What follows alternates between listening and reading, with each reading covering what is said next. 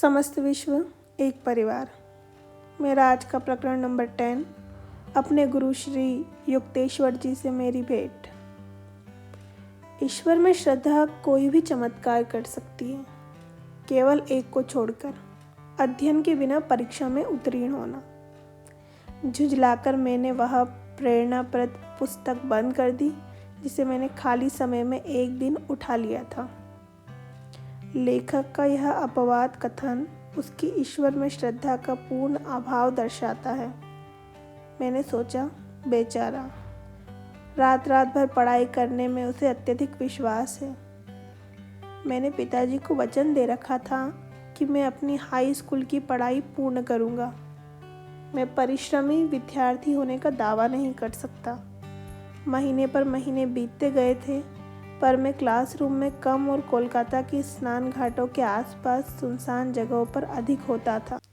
उन घाटों के पास स्थित शमशान, जो रात में और भी अधिक भयावह बन जाते हैं, योगी को अत्यंत आकर्षित करते हैं। जिसे अमर तत्व की खोज करनी हो, उसे कतिपय अनअलंकृत नरक पालों को देखकर विचलित नहीं होना चाहिए। विभिन्न प्रकार की अस्थियों से व्याप्त उस विषादालय में मानवीय अपूर्णता उजागर होती है। इस प्रकार मेरा रात्रि जागरण इसी तरह हुआ करता था। विद्यार्थियों के रात्रि जागरण से भिन्न था।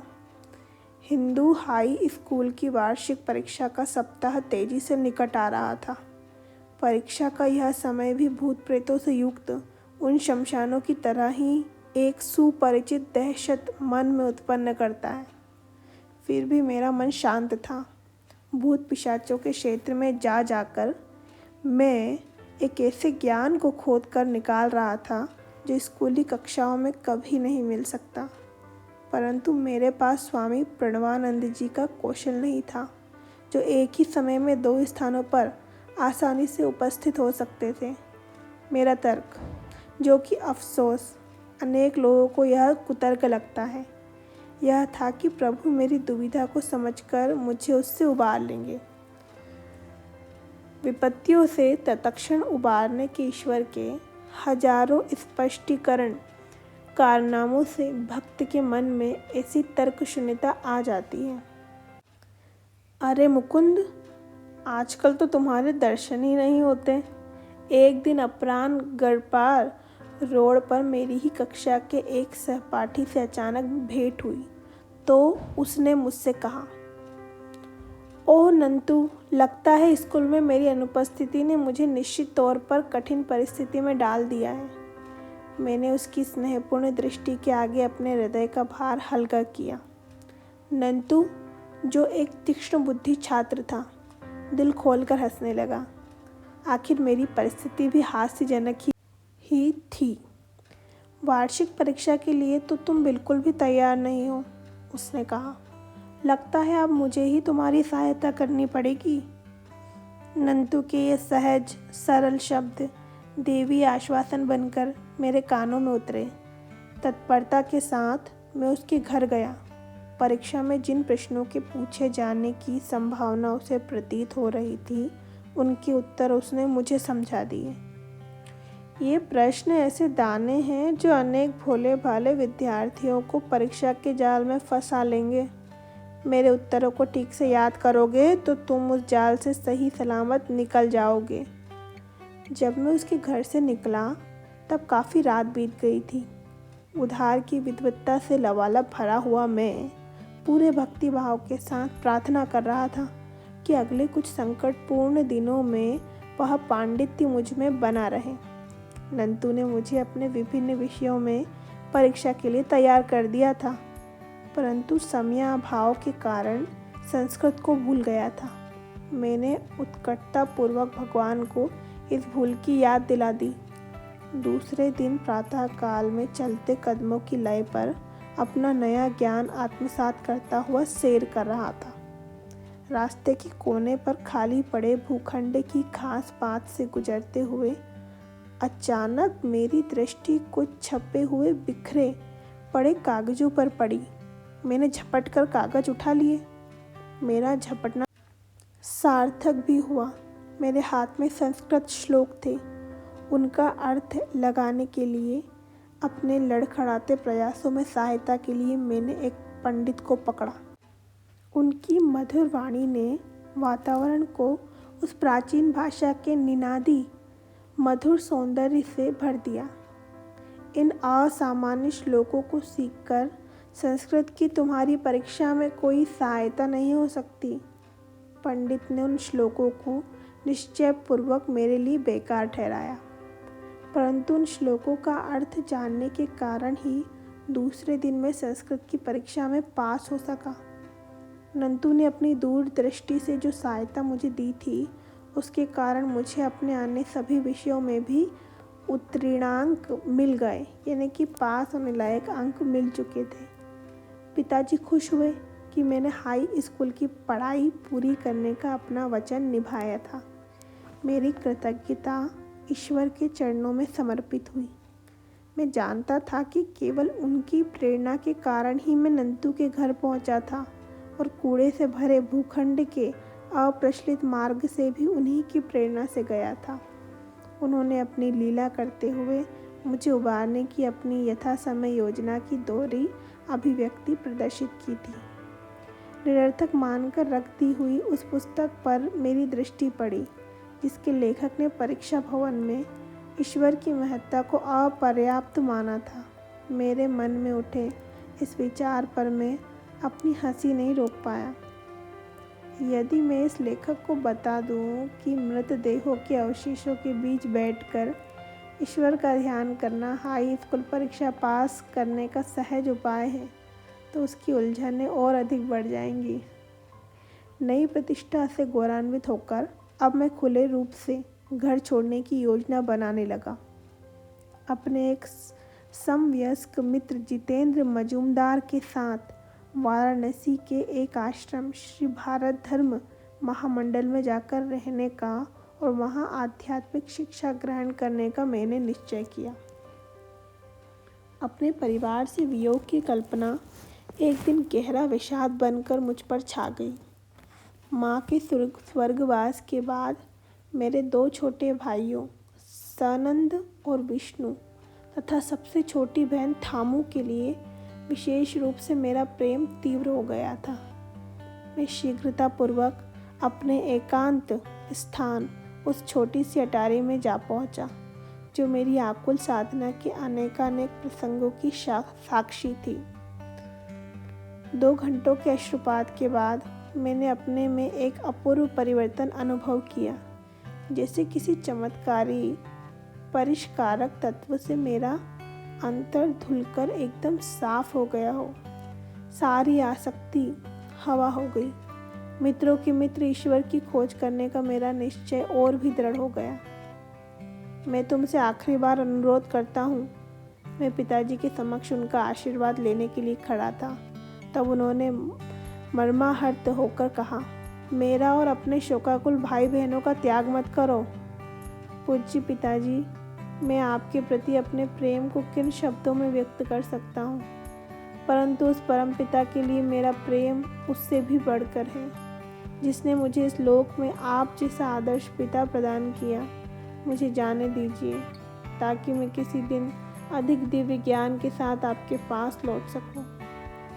पिताजी की अनिच्छापूर्ण स्वीकृति के साथ मैं वाराणसी के आश्रम में पहले ही पहुंच चुके जितेंद्र के साथ होने के लिए निकल पड़ा। वहां पहुंचने पर आश्रम के युवा अधिपति स्वामी दयानंद जी ने हृदयपूर्वक मेरा स्वागत किया। लंबे छरहरे बदन के चिंतनशील मुखाकृति वाले स्वामी जी के प्रति मेरे मन में अनुकूल धारणा उत्पन्न हुई। उनकी गौरवपूर्ण मुखाकृति पर बुद्ध समान भाव था। मुझे यह देखकर खुशी हुई कि मेरे इस नए घर में भी एक अटारी थी। भोर और प्रातःकाल का समय मैं वहीं पर व्यतीत करने लगा। आश्रम वासियों को ध्यानाभ्यास का अल्प ज्ञान था, अतः उनका विचार था कि मुझे अपना सारा समय आश्रम के प्रबंधात्मक कार्यों में लगाना चाहिए। अपराह्न उनके कार्यालय में जो काम करता था, उसके लिए वे मेरी सराहना करते थे। ईश्वर को इतनी जल्दी पकड़ने का प्रयास मत करो, एक दिन मैं भोर में अटारी की ओर जा रहा था, तब एक आश्रमवासी ने मेरा ये कहकर उपहास उड़ाया। मैं दयानंद जी के पास गया, जो गंगा का दृश्य प्रस्तुत करने वाले अपने छोटे से कक्ष में व्यस्त थे। स्वामी जी, मेरी समझ में नहीं आ रहा कि यहाँ मुझसे क्या अपेक्षा की जाती है। मुझे ईश्वर की प्रत्यक्ष अनुभूति की जिज्ञासा है। ईश्वर के अतिरिक्त मैं किसी और चीज़ से संतुष्ट नहीं हो सकता, न अच्छे कार्यों के साथ जुड़ने से, न उनके सिद्धांत से, न उन्हें करने से।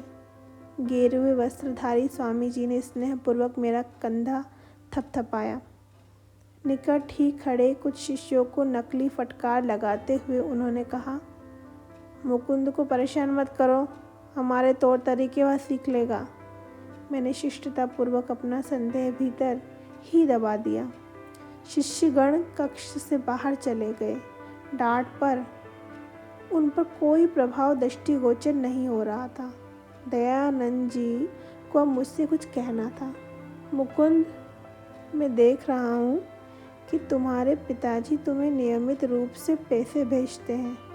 वह पैसे उन्हें लौटा दो। यहाँ तुम्हें किसी पैसे की आवश्यकता नहीं। यहाँ तुम्हारे नियम पालन में दूसरी बात भोजन से संबंधित है। तुम कितने ही भूखे क्यों ना हो, उसके विषय में कभी किसी से मत कहो। मेरी आंखों में क्षुधार्तता प्रकट हो रही थी, या नहीं मैं नहीं जानता, लेकिन इतना अवश्य जानता था कि मुझे भूख लगी हुई थी। आश्रम में दिन के प्रथम भोजन का नियत समय 12 बजे का था। अपने घर में प्रातः 9 बजे ही भरपेट नाश्ता करने का मैं आदी था। 3 घंटों का यह अंतर मुझे दिन पर दिन अधिकाधिक लंबा प्रतीत होने लगा। कोलकाता के वे दिन अब चले गए थे, जब 10 मिनट की देरी के लिए भी मैं रसोइये पर बरस पड़ता था। अब मैं अपनी भूख को नियंत्रित करने की चेष्टा करने लगा। मैंने 24 घंटे का उपवास पूरा किया। दुगने चाव और उत्कंठा के साथ मैं दूसरे दिन के मध्याह्न की प्रतीक्षा करने लगा। दयानंद जी की ट्रेन विलंब से चल रही है, उनके आने तक भोजन नहीं होगा। जितेंद्र ने आकर यह दारुण वार्ता मुझे सुनाई। 2 सप्ताह तक बाहर रहे स्वामी जी के स्वागत सम्मान में अनेक स्वादिष्ट व्यंजन बनाकर तैयार रखे हुए थे। उनकी भूख बढ़ाने वाली सुगंध से वातावरण भर गया था। निगलने के लिए और कुछ भी न मिल पाने पर अब मैं बीते हुए कल के उपवास के दम्भ के अतिरिक्त और निगल ही क्या सकता था। हे प्रभु, कुछ ऐसा करो कि ट्रेन जल्दी आ जाए। मैंने सोचा, किसी के पास भूख का जिक्र ना करने की जो निषेधाज्ञा दयानंद जी ने मुझे दे रखी थी, उसमें अवश्य ही वह परम दाता तो शामिल नहीं होगा, परंतु उस परम दाता का ध्यान भी उस समय कहीं और था। घड़ी मंथर गति से घंटों पर घंटे दर्शाती गई। जब हमारे प्रमुख महाराज ने मुख्य द्वार से प्रवेश किया, तब अंधेरा छा रहा था। मैंने आनंदातिरेक के साथ उनका अभिवादन किया। दयानंद जी अब स्नान करेंगे, तत्पश्चात ध्यान करेंगे और तब जाकर भोजन परोसा जाएगा। जितेंद्र किसी अपशकुन सूचक पक्षी की तरह मेरे पास आ गया था। मैं लगभग गिरने जैसा हो गया। निराहार रहना मेरे युवा उदर के लिए नया अनुभव था। पेट में दौड़ने वाले चूहे अब उसे कुतरने लग गए थे और पेट पूरी शक्ति के साथ विद्रोह कर रहा था। अकाल पीड़ितों के जो चित्र मैंने देखे थे, वे प्रेतात्माओं की तरह मेरे सामने से गुजरने लगे। अकाल से वाराणसी में अगली मृत्यु अब किसी भी क्षण इसी आश्रम में होने वाली है, मैं सोच रहा था। संभावित मृत्यु 9 बजे टल गई। खाने का बुलावा जैसे साक्षात स्वर्गीय भोज का निमंत्रण बन कर आया। उस रात का भोजन मेरी स्मृति में जीवन के सबसे सार्थक अवसरों में से एक बनकर स्पष्ट रूप से बैठ गया। भोजन में प्रगाढ़ तल्लीनता भी मुझे यह देखने से नहीं रोक पाई कि दयानंद जी का मन खाने में नहीं था।